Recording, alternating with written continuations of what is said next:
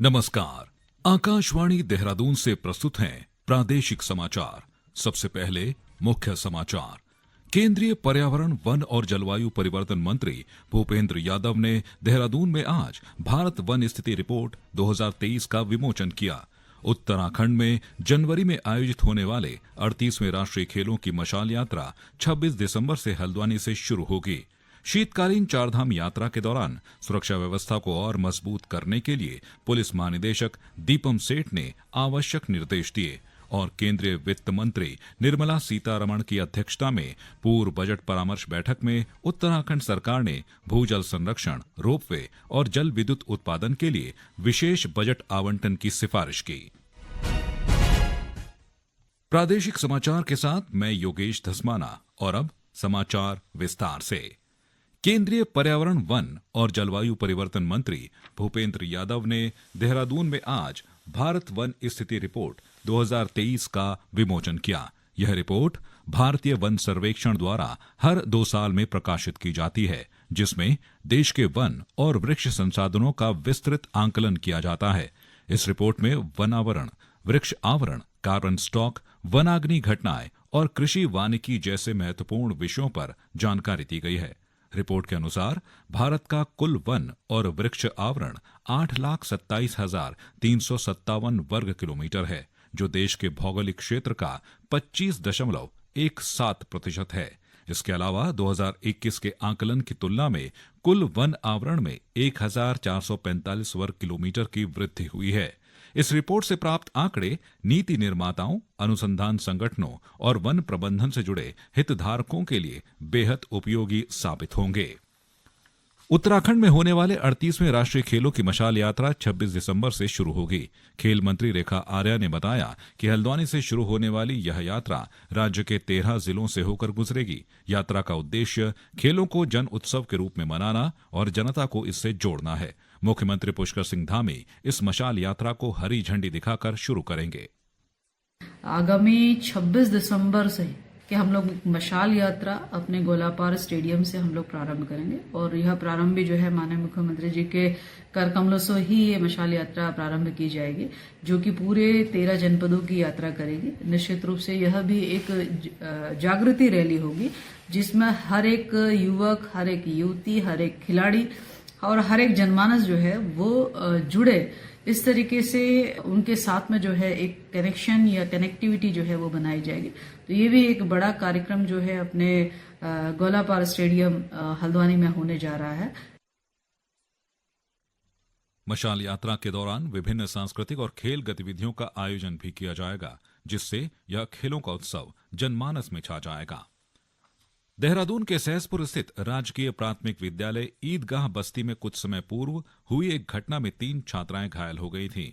इस घटना की सूचना समय पर उच्च अधिकारियों को न देने और घटना के 4 दिन बाद भी विद्यालय का निरीक्षण न करने पर खंड शिक्षा अधिकारी को विशेष प्रतिकूल प्रविष्टि जारी की गई है। जिलाधिकारी सविन बंसल ने कहा कि बच्चों की सुरक्षा में लापरवाही और अधिकारियों की अनदेखी से विभाग की छवि धूमिल हुई है और इसलिए इस पर कार्रवाई की गई है।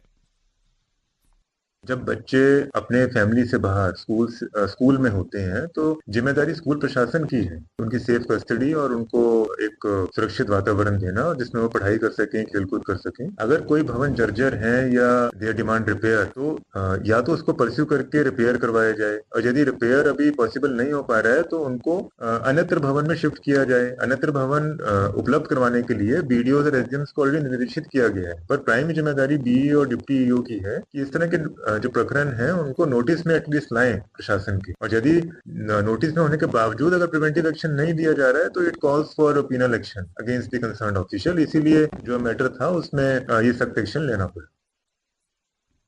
विशेष प्रतिकूल प्रविष्टि का उद्देश्य प्रशासनिक लापरवाही को रोकना और स्कूलों की सुरक्षा मानकों को सख्ती से लागू करना है। देहरादून के जिला चिकित्सालय में जल्द ही रक्त कोष की सुविधा शुरू होने जा रही है। इस उद्देश्य के लिए रक्त कोष भवन के निर्माण कार्य को वित्तीय स्वीकृति मिल गई है। निर्माण कार्य इसी माह से शुरू होगा और इससे स्थानीय स्वास्थ्य सेवाओं में महत्वपूर्ण सुधार की उम्मीद है। जिलाधिकारी सविन बंसल ने इस परियोजना को प्राथमिकता देते हुए रक्त कोष निर्माण में आ रही सभी बाधाओं को दूर करने के लिए जरूरी कदम उठाए हैं। अब स्थानीय अस्पतालों में रक्त की आपूर्ति में कोई रुकावट नहीं आएगी, जिससे मरीजों के इलाज में सुधार होगा। शीतकालीन चारधाम यात्रा के दौरान सुरक्षा व्यवस्था को और मजबूत करने के लिए पुलिस महानिदेशक दीपम सेठ ने आवश्यक निर्देश दिए हैं। उन्होंने बताया कि हर धाम के शीतकालीन प्रवास स्थलों पर समन्वय बैठकें आयोजित की जाएंगी और यात्रा मार्गों पर सुरक्षा बढ़ाने के लिए ठोस रणनीतियां बनाई जा रही हैं। खासकर ओवर स्पीडिंग को रोकने, खराब सड़कों और भूस्खलन संभावित क्षेत्रों में चेतावनी बोर्ड लगाने और पुलिस बल का पॉइंटवार व्यवस्थापन करने की योजना बनाई गई है। इससे यात्रा के दौरान श्रद्धालुओं की सुरक्षा सुनिश्चित होगी। इसके अलावा शीतकालीन यात्रा के मद्देनजर देहरादून, हरिद्वार, रुद्रप्रयाग, चमोली और उत्तरकाशी के पुलिस कप्तानों को मानक संचालन प्रक्रिया एसओपी बनाने के निर्देश भी दिए गए हैं। पुलिस महानिदेशक गढ़वाल राजीव स्वरूप ने बताया कि शीतकालीन यात्रा का सुरक्षित संचालन पुलिस का संकल्प है। उन्होंने कहा कि यात्रा को सुरक्षित बनाने के लिए सड़क सुरक्षा पर विशेष ध्यान दिया जा रहा है। प्रदेश में जो हमारी जो शीतकालीन यात्रा जो है वो सुरक्षित हो और आने वाले श्रद्धालु यहाँ पे आए, अपना तीर्थाटन करें और उसके बाद में एक सुखद अनुभव लेके जाएं। ये उत्तराखंड पुलिस का मोटो है और इसी मोटो के साथ हम अब काम कर रहे हैं।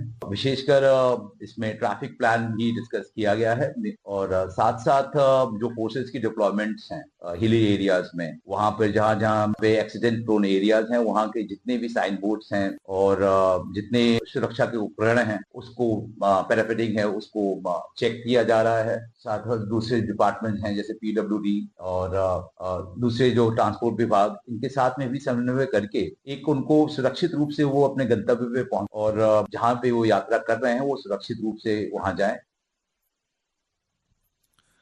केंद्रीय वित्त मंत्री निर्मला सीतारमण की अध्यक्षता में राजस्थान के जैसलमेर में हुई पूर्व बजट परामर्श बैठक में उत्तराखंड सरकार ने 11 महत्वपूर्ण मुद्दे उठाए। बैठक में उत्तराखंड की ओर से वित्त मंत्री प्रेमचंद अग्रवाल ने हिस्सा लिया। इस दौरान राज्य में इकोलॉजी और इकोनॉमी को ध्यान में रखते हुए प्रमुख योजनाओं जैसे भूजल संरक्षण, रोपवे और जल विद्युत उत्पादन के लिए विशेष बजट आवंटन की सिफारिश की गई। एक रिपोर्ट। केंद्र सरकार द्वारा पूंजी निवेश के लिए राज्यों को विशेष सहायता योजना के अंतर्गत उत्तराखंड को 100 करोड़ रुपए की स्वीकृति प्राप्त हुई। इस बार राज्य सरकार ने भूजल संरक्षण के लिए एक नई केंद्र पोषित योजना शुरू करने का आग्रह किया है ताकि सौंग बांध और भूजल संरक्षण के प्रयासों को और गति मिल सके। आगामी केंद्रीय बजट के माध्यम से उत्तराखंड में अखिल भारतीय आयुर्वेद संस्थान की स्थापना किए जाने के प्रावधान करने का अनुरोध भी किया गया है। साथ ही राज्य में आर्टिफिशियल इंटेलिजेंस व साइबर सुरक्षा से संबंधित उत्कृष्टता केंद्र स्थापित करने के लिए भी केंद्र सरकार से सहयोग मांगा गया है। उत्तराखंड ने केंद्र से बागेश्वर से कर्णप्रयाग और रामनगर से कर्णप्रयाग के बीच रेलवे लाइन का सर्वेक्षण और रेलवे नेटवर्क सर्किट के विकसित करने की मांग की। रोपवे परियोजनाओं के लिए उत्तराखंड सहित सभी पर्वतीय राज्यों के लिए व्यवहार्यता अंतर वित्त पोषण योजना में केंद्रांश 20% से बढ़ाकर 40% करने पर विचार किए जाने का अनुरोध किया गया है।